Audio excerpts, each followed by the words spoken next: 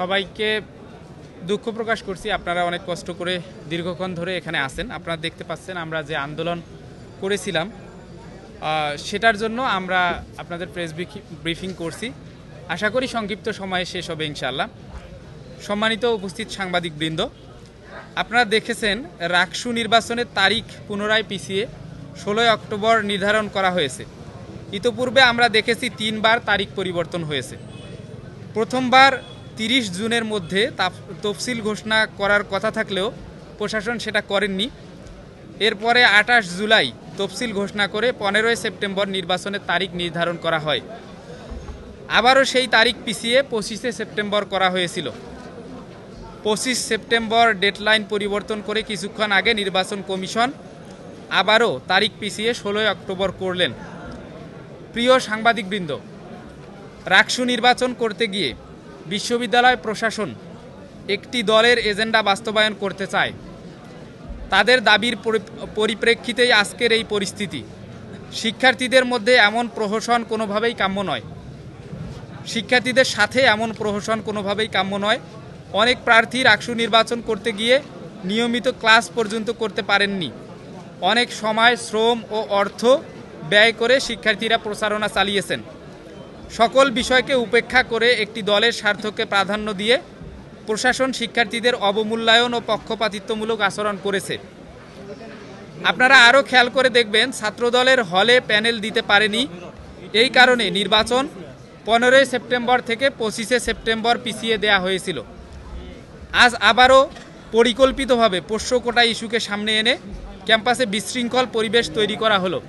শিক্ষক ও কর্মকর্তা হেনস্থার ঘটনা ঘটল। এরই প্রেক্ষিতে সিন্ডিকেট মিটিং অনুষ্ঠিত হলো এবং তদন্ত কমিটি গঠন হলো।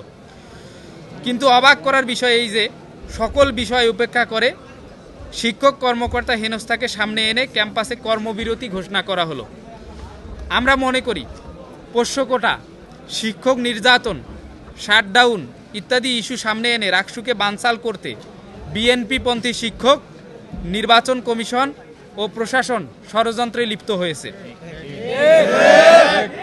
ইতোপূর্বে আপনারা দেখেছেন ডাকসু ও জাকসুতে বিএনপি ও ছাত্রদল নির্বাচনকে বানচাল ও ফলাফলকে প্রশ্নবিদ্ধ করতে নানাবিধ ষড়যন্ত্রে লিপ্ত হয়েছিল। এখানেও জাতীয়তাবাদী শিক্ষক ফোরামের দলীয় সিদ্ধান্তে আবারও রাকসু নির্বাচন পিছিয়ে গেল। তাই আমরা সাধারণ শিক্ষার্থীদের ন্যায্য অধিকার রাকসু নির্বাচন বানচালের মাধ্যমে শিক্ষার্থীদের অধিকার হরণের হীন প্রচেষ্টার তীব্র নিন্দা ও প্রতিবাদ জানাচ্ছি। আমরা দেখলাম ছাত্রদল ও বাম সংগঠনগুলো প্রথমে স্লোগান দিলেন, সিন্ডিকেটের কালো হাত ভেঙে দাও, গুড়িয়ে দাও, 25 তারিখ রাকসু দিতেই হবে, দিতেই হবে। একটু পরেই আবার খোলস পাল্টিয়ে সেই ছাত্রদলই স্লোগান দিল, 16 তারিখ রাকসু, জিতেছে রে জিতেছে, শিক্ষার্থীরা জিতেছে, পালাইছে রে পালাইছে, জামাত শিবির পালাইছে। ডাকসুতে কবিতার মাধ্যমে মিথ্যা বলেছে, আর রাকসুতে স্লোগানে মিথ্যাচার করতেছে। এমন দেউলিয়াত্ব ও দ্বিচারিতা দেখে রাজশাহী বিশ্ববিদ্যালয় স্তম্ভিত।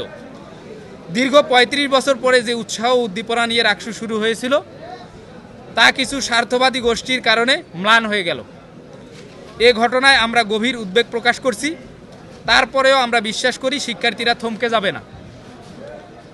রাকসু আদায়ের মাধ্যমে প্রতিনিধি নির্বাচিত বা বাছাই করে সকল ষড়যন্ত্রের জবাব দিবে এবং ক্যাম্পাসকে দলীয় লেজুরবৃত্তি থেকে মুক্ত করে শিক্ষার্থী বান্ধব ক্যাম্পাস উপহার দিবে ইনশাআল্লাহ। সংবাদ সম্মেলনটি এখানে শেষ করছি। আসসালামু আলাইকুম।